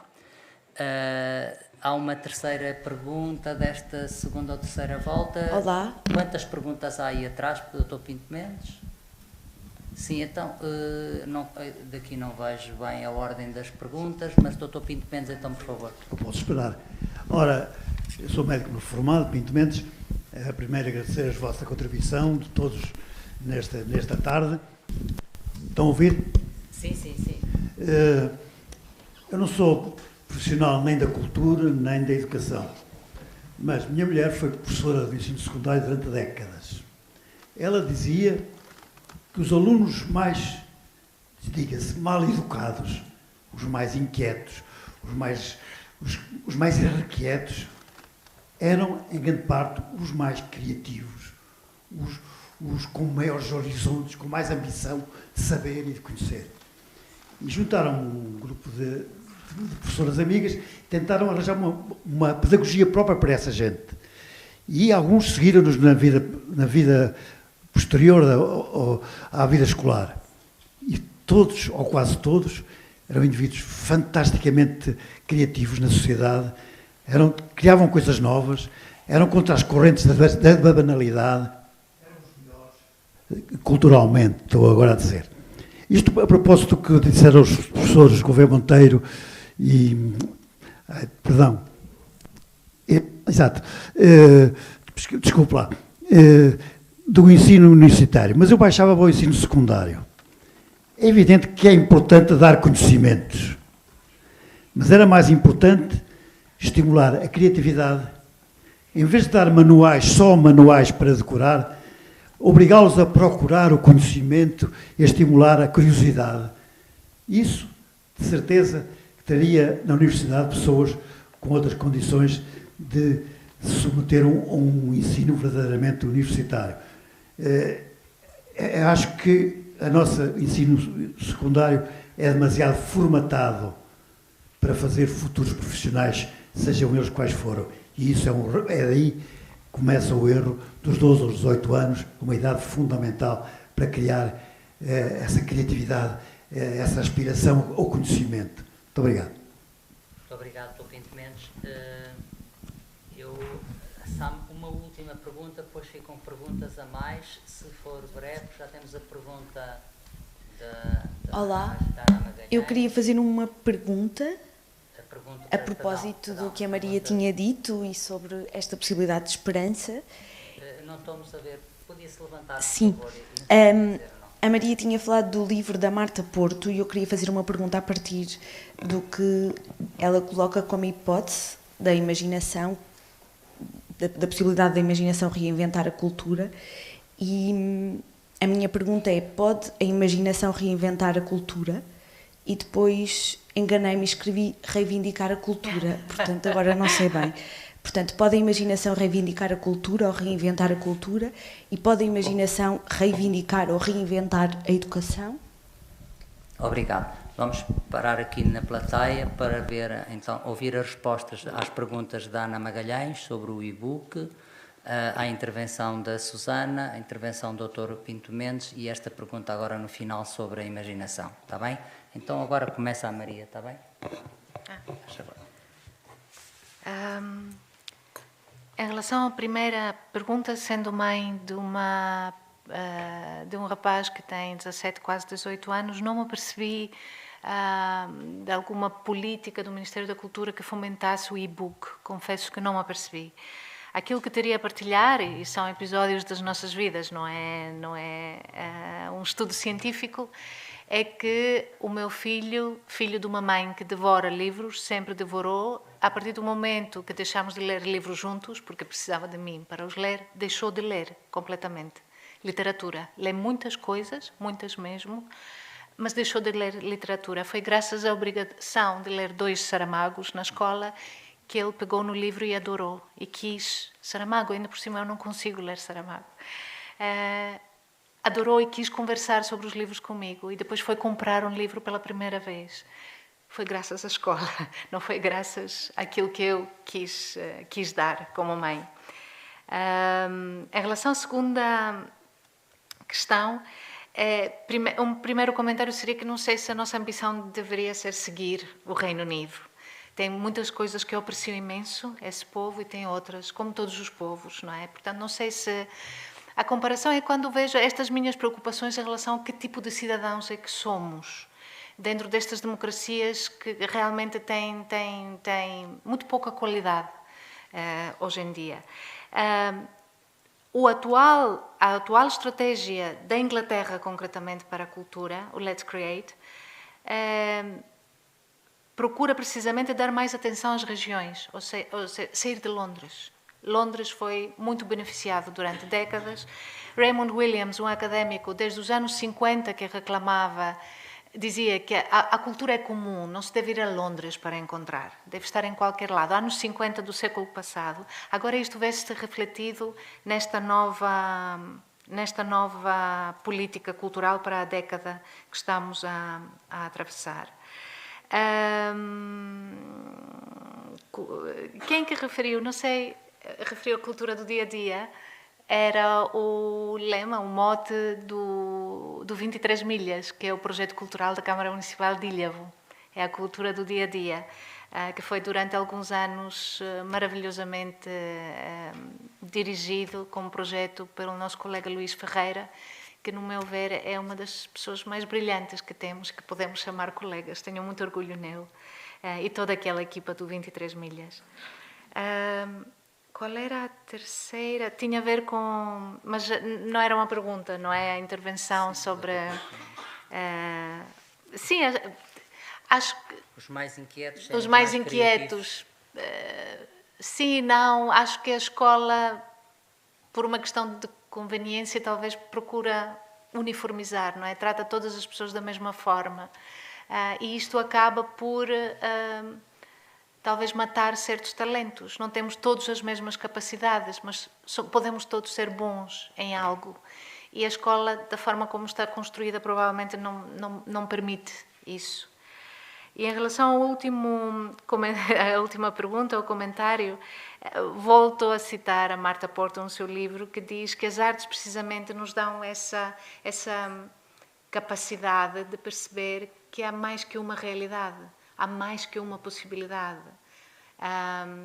E alimentando a imaginação, com certeza que podemos imaginar outros mundos, outras formas de estar, e não aquilo que nos é apresentado como uma inevitabilidade e que nos faz sentir sem poder nenhum. Obrigado, Maria. Então, agora o doutor Abílio para as mesmas 4 perguntas. Muito bem. Vamos ver se eu identifico as 4 perguntas. Tenho aqui uns asteriscos no meio de uns gatafunhos. Pode ser que encontre. Não necessariamente pela ordem. A primeira, por acaso, acho que foi sobre a responsabilidade do Ministério da Educação no fenómeno atual, que é a desmaterialização dos livros, dos textos, não é? Que é cada vez mais uma inevitabilidade. Não faço ideia como será daqui a 20 ou 30 ou 50 anos, se as pessoas ainda terão aqueles objetos que nos cercam.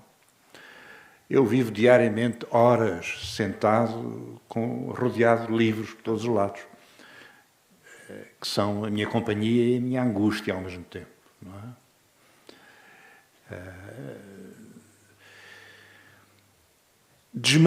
Eu penso que a desmaterialização do livro é inevitável, é uma fatalidade. O que é que isso trará? Não sei se trará qualquer tipo de benefício, não é? Porque o prazer da leitura, pelo menos para mim e para pessoas da minha geração, o prazer da leitura tem que ver com algo que é físico, não é apenas olhar. Nós lemos com o corpo todo, quer dizer, lemos com os olhos, lemos com as mãos que seguram o livro, etc., que faz passar as páginas, etc. A desmaterialização traz seguramente uma outra forma de ler, ou de transler, às vezes, mas traz seguramente outra forma de ler. Eu posso dizer, pela minha experiência pessoal, que, além do prazer, que é muito maior em ler um livro do que em ler um ecrã, as coisas ficam mais em mim quando vêm de um livro para mim, e não de um ecrã para mim. E eu sou um homem dos ecrãs, sou um homem da tela, sou um homem do cinema. Não é? Mas as imagens não são todas iguais. Atenção. Vivemos num mundo que não é propriamente um mundo das imagens, mas é um mundo da visualidade. A visualidade é uma coisa diferente da imagem. O cinema tem imagem. Aquilo que nos cerca todos os dias, nos centros comerciais, etc. Por todos os lados, aqueles ecrãs, são ecrãs que nos cercam com a visualidade e não com a imagem. Mas voltemos às perguntas de que eu me perdi. O ensino, creio que alguém falou ensino formatado. Não foi? Não sei se foi aquele senhor que estava ali sentado. Foi o Dr. Pinto Pentes que falou no ensino formatado. Sim, formatado em que sentido? Uma das coisas que me aflige quando olho para a imagem de uma escola, de uma sala de aula, agora, não é muito diferente da sala de aula que nós vimos ali no filme do Rui Simões. Isto é, o mobiliário é diferente, o quadro é diferente, há outros aparelhos que são diferentes, mas A configuração da sala é a mesma. Os meninos e as meninas estão todos sentados nas cadeiras, em filas e em colunas, numerados, por ordem alfabética. Eu era sempre o número 1, claro. Com este nome não tinha outra hipótese. Mas este é também um aspecto de um ensino formatado.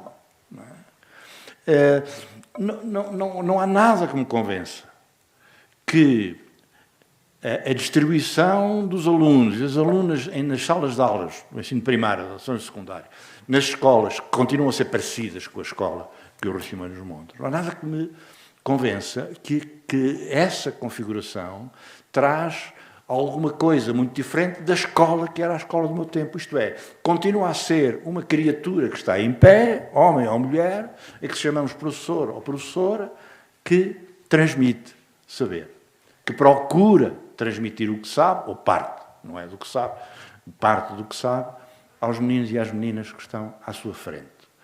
Neste sentido, este é um ensino formatado.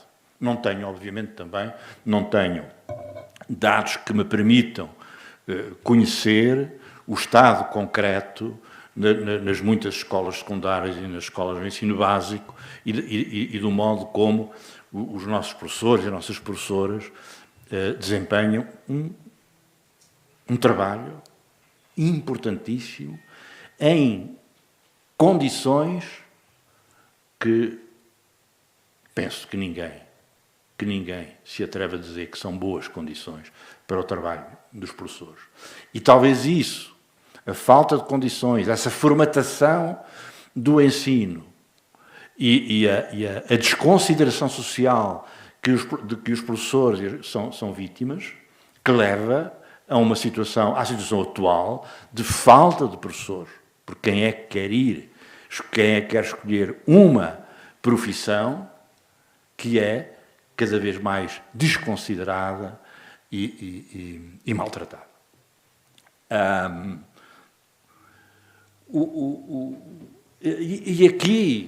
Aqui no ensino, que tende sempre a ser mais ou menos formatado, os irrequietos estão sempre em desvantagem, como é evidente. Estão sempre em desvantagem, porque as aulas têm um tempo preciso de aula, são 45 minutos, 50, não sei, e durante a manhã e durante a tarde, há um horário para cumprir, há um programa para cumprir, porque depois há exames que são para toda a gente, e as crianças têm que ser, ou são, muitas vezes, ensinadas para responder aos exames, para responder às possíveis perguntas dos exames. Não é isso, seguramente, que os professores sonham fazer, não é? Isto é um ensino formatado. O ensino formatado não produz crianças irrequietas, produz muitas crianças formatadas. Aí a responsabilidade do Ministério é grande, de qualquer governo é grande, maior ainda do que na questão ou tão grande como a questão da desvalorização do livro e da desmaterialização, portanto, dos textos que nós gostamos de ver. No fundo, havia uma pergunta: se pode a imaginação reinventar a cultura, não é? Creio que foi esta. Foi? Reivindicar. Não foi esta a pergunta, não foi? Pode a imaginação reinventar a cultura? Não sei se pode. Não sei se pode. Isto é, poder pode, mas será que deixam que a imaginação reinvente a cultura? Tenho sérias dúvidas. É evidente, não generalizo, mas a verdade é que em matéria de educação, de ensino e educação, a cultura está sempre antes da arte. Ou por outra, está sempre acima da arte. Está sempre acima da arte. A arte, muitas vezes, é para os irrequietos. Má escolha esta. No fundo, no fim, o que é que pode perguntar-se? Porquê é que morrem as pessoas? Essa é a pergunta de sempre. Obrigado. Maria, quer acrescentar alguma coisa? Já não? Muito bem, nós estamos a terminar, até porque penso que o Sporting já está em exercícios de aquecimento e o Dr. Abílio já fica sem capacidade de gerir tantas emoções ao mesmo tempo aqui na sala de São Pedro. Eu quero aqui deixar alguns agradecimentos, de novo à Isabel, também à Beatriz, ao Humberto, à Teresa Vaz e à Zona Pro, aqui hoje através do Sr. Flávio, que aqui está com a pontualidade e a persistência de um legionário romano sempre a acompanhar as nossas sessões. Muito obrigado por isso, é isso que nos permite funcionar em boas condições técnicas e de comunicação. Eu queria deixar aqui quatro pensamentos, que também são quatro desejos, wishful thinkings, que possamos ter uma televisão um bocadinho melhor do que nós temos, porque é muita pena que a caixa preta que mudou o mundo não possa ser um veículo de indução de outro tipo de hábitos e consumos culturais em Portugal. Há pequenos oásis de que todos gostamos, mas de facto o nível geral, naturalmente dirão que baseado nos critérios das audiências, das publicidades e tudo isso, é muitíssimo decepcionante para quem pensa o potencial que este meio que é a televisão poderia ter para a melhoria das nossas vidas através da melhoria dos hábitos de consumo cultural.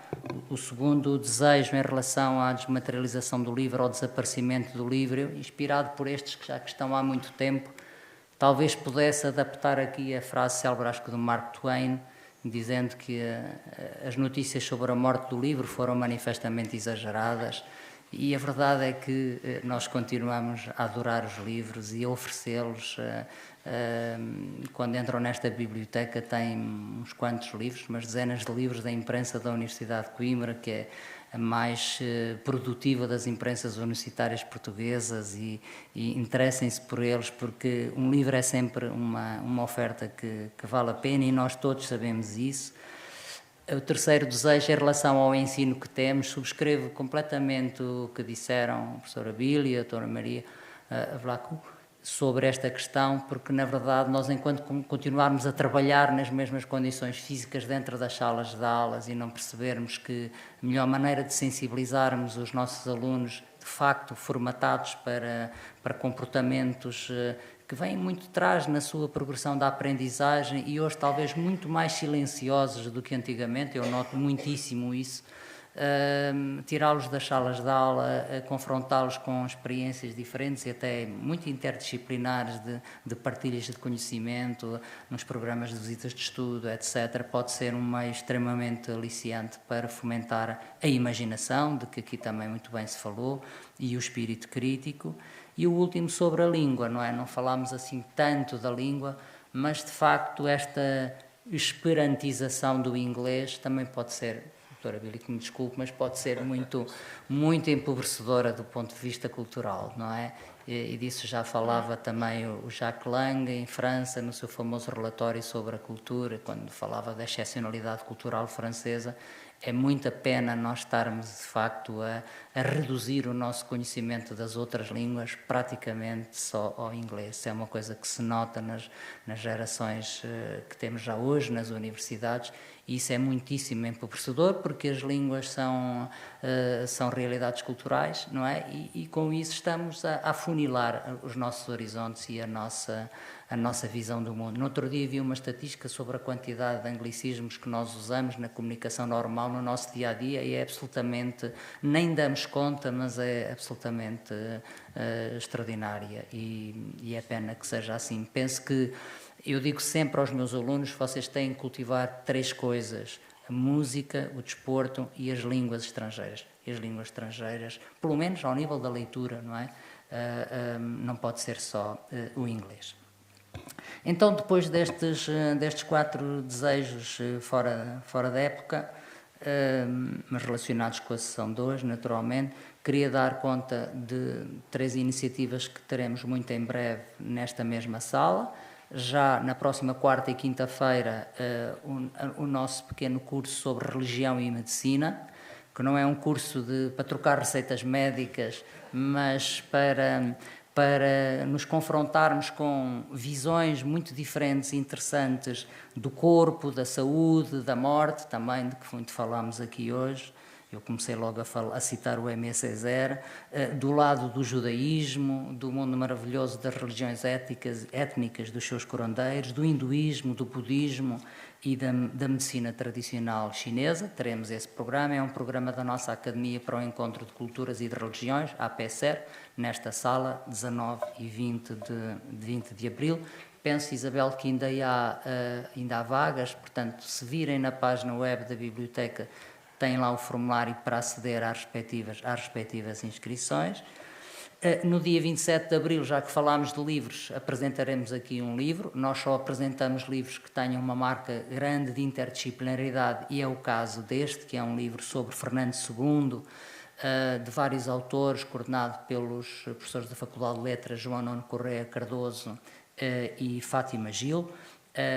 Este Fernando II é uma personagem muito pouco conhecida da história de Portugal, é o segundo marido da Rainha Dona Maria II, uma personagem da primeira metade do século XIX, príncipe, consorte, homem de origem austríaca, e o livro é muitíssimo interessante na pluralidade das suas abordagens, de gente das línguas e literaturas e da história também. Será no dia 27 de abril, Fernando II, o tempo da mudança.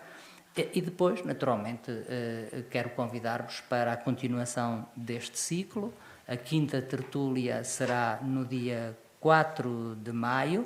Será uma tertúlia dedicada a jornalismo, fake news e redes sociais. Não poderíamos deixar de ter aqui este contraste entre o que era o mundo da imprensa em 1973 e o que é hoje o mundo da comunicação e da comunicação social em 2023. Com também duas pessoas de gerações diferenciadas, o Joaquim Furtado, que todos conhecem, um velho jornalista, que nós associamos, aliás, desde logo ao 25 de Abril, não é? Que foi, em muitos aspectos, a voz também do 25 de Abril, e a muito mais jovem professora Clara Almeida Santos, que foi vice-reitora para a cultura da Universidade de Coimbra, no Principado do reitor emérito João Gabriel Silva, e que é professora da Faculdade de Letras, do Departamento de Filosofia, Jornalismo e Comunicação e Ciências, penso que Ciências da Educação. E não é Ciências da Educação, Ciências da Informação, não é? Ciências da Informação. E convido-vos, portanto, para essa ação, sempre à quinta-feira, às 18 horas, nesta sala, com o gosto e o carinho de sempre. Agradeço muito a presença de todos que se mantiveram aqui firmes até ao final da sessão. É sinal que gostaram. Agradeço à plateia, à distância também, a sua companhia. E cá estaremos, então, nas próximas iniciativas. Beijinhos e abraços para todos. Resto de uma semana feliz e um grande abraço. Obrigado.